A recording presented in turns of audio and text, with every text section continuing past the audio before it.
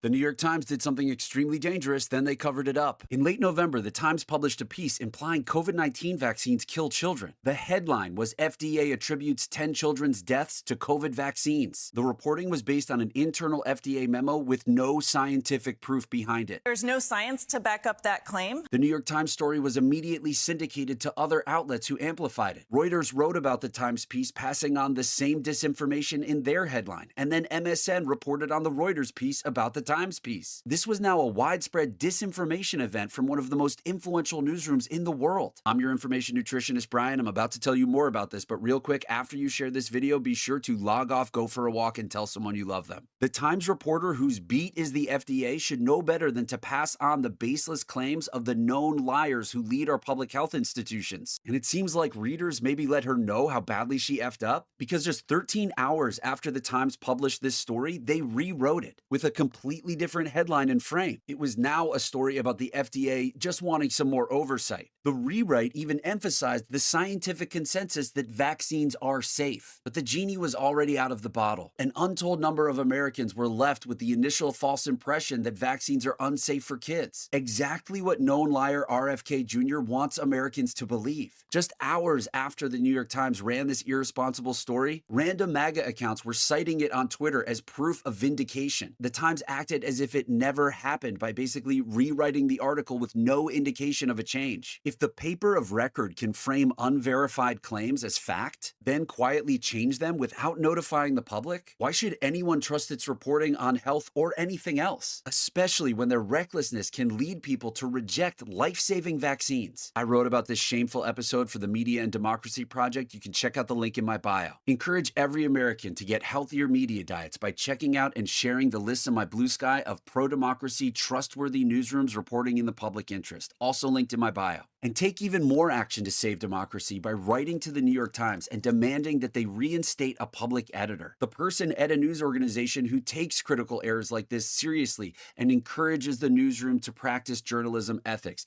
The New York Times got rid of their public editor in 2017. Here's to healthier information.